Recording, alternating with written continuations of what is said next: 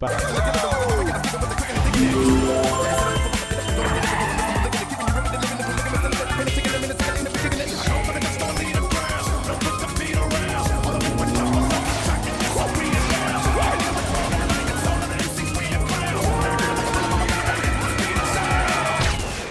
howdy folks, it's me, the purple guy. No, a different purple guy. I give up. You know who I am. Listen, I've been playing a lot of Mario Kart recently. Like, a lot. And I've gotten decently good at it, too. I've been getting the trophies, unlocking Gold Mario, and as I've done it, I've noticed something is amiss. You see, I talked about these trophies, right? At the end of each Grand Prix, you get a unique stylized one to the mascot item of that cup. Or at least, you should. After the first 8 cups, the developers seemed to have just gotten extremely lazy, and for that reason, every last cup released as DLC for Mario Kart 8 and Deluxe is the same model with the Prix logo slapped onto it.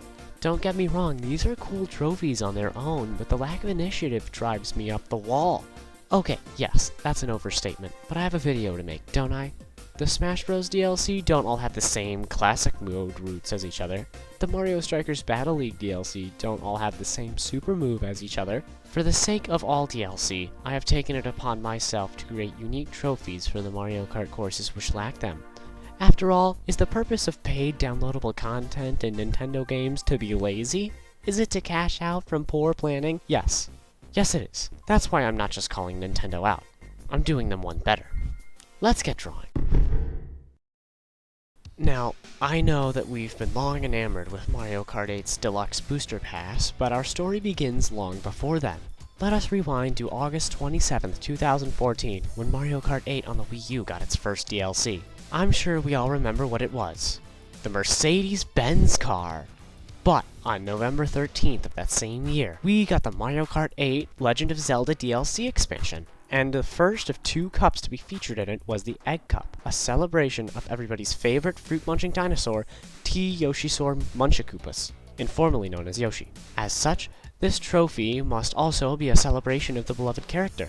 First things first, the main object of the trophy will be a golden Yoshi egg.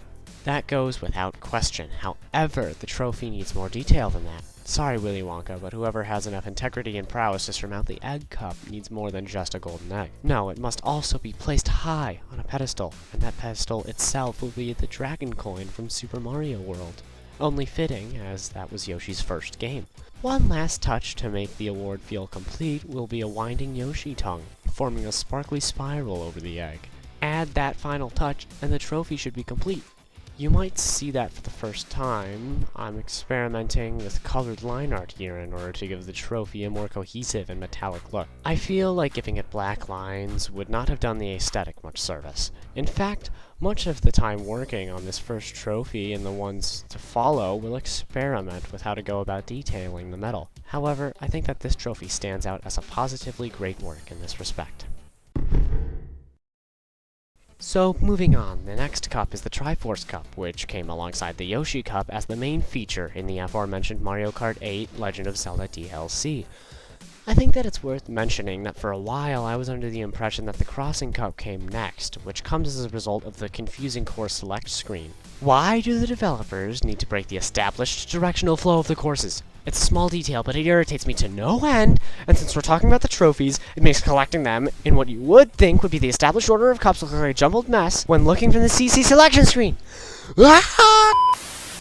Okay, I may have overreacted there, but now that I've awoken from my 45-hour psychotic episode, it's time to discuss the design of my Triforce Cup trophy.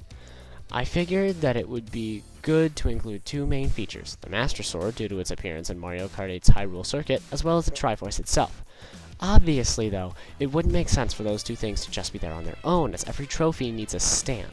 In all honesty, I don't have much experience with the Zelda franchise, so I had to do some digging online to find an apt pedestal reference. While the Pedestal of Time was a very apparent choice, it was simply too wide and featured the Triforce in a way which wasn't as grandiose as I was looking for. So, I found this little triangular holding place with beveled corners from the Sword Trial from Breath of the Wild. It was perfectly sized, and I made it just a little thicker to fit some engravings. The final component then was the Triforce itself, which descends at an angle onto the Master Sword, and also features more spots for engravings. Finally, I experimented with adding some color outside of gold to the trophy, but I ultimately decided that a basic, untampered color scheme would be the best way to go. There you have it. Link would be proud. Now that we finished the trophies for the Egg and Triforce Cups, let's fast forward 161 days to April 23rd, 2015. On this day, the Mario Kart 8 base game on the Wii U received its final DLC, known as the Mario Kart 8 Animal Crossing DLC, or simply as Pack 2. The first of 2 cups featured in this expansion was the Crossing Cup, which featured everybody's favorite tracks like GameCube, Baby Park, and Cheeseland. I know, truly an ode to the Animal Crossing franchise. Speaking of the funny Tanuki game, different Tanuki game. Do you remember when I said that I don't know a whole lot about The Legend of Zelda? It turns out that I know even less about Animal Crossing, so I figured that this cup would be the best time to phone a friend. We spent some time deliberating and decided that this trophy wouldn't necessarily be a trophy. You see, in Animal Crossing New Horizons, you can get these plaques as reward for completing museum exhibits. They look pretty neat, so I figured that they would make for a very unique design for a racing award. On the plaque, rather than a shell or a bug that you would expect to see, it is a Nook leaf, of course. However, this Nook leaf doesn't look anything like the ones featured in Mario Kart, probably because it's based off of this design from Animal Crossing New Horizons, which came out after. While it's not identical, the design uses the veins to its advantage to include some pretty gemstones or green metal or whatever you would like to imagine that those things are. With that, the trophy that's not a trophy is done. Here is the last trophy that I'll be making for this video, only fitting that it's largely the reason this project began. I'll have you know that I love the Bell Cup. Neo Bowser City, Ribbon Road, Super Bell Subway, and Big Blue, all of these tracks are hands down incredible. Not a single bland or loathsome outlier among them. They all have a difficulty just spicy enough to be a good time at all times, but simultaneously an exhibition of digital kart racing mastery if conquered. Even after the excess of time I spent losing in the Bell Cup, the impeccable design kept me crawling back for more. You could imagine my disappointment when its trophy was the exact same of 3 and then 15 of its counterparts. To do my favorite part of one of my favorite games justice took some pondering. Where to begin? I would include a cat bell from Super Mario 3D World, that much was obvious, but what else? My first thought was to base some elements off the unique Lucky Bell variant of the power-up. However, the Lucky Cat Cup already exists. But there is another variant of the Cat Bell, and that's the faded Giga Bell. Anyone who has played Bowser's Fury can attest to how awesome this thing is. That reminded me, each pedestal for the trophies I've made have referenced something. Additionally, the Giga Bell has its own pedestal to be collected on. This bulky feline design looks great for showcasing an oversized power-up. What I didn't anticipate, however, was how long this thing would take to draw. The specific geometrical makeup of the headless statue was one heck of a nightmare to recreate on paper. However, it wasn't as bad once my tablet gave me the power to stretch and duplicate assets. Just tedious. The last feature which I hesitantly added were cat ears, just to give the bell more character. And yes, I finally fell to tracing. Hey, I'm not ashamed. I wasn't anticipating the ears. That just about does it for these trophies. I really enjoyed shifting my focus this week toward non-character subjects. It was a much-needed change of pace and a very different challenge to adapt to.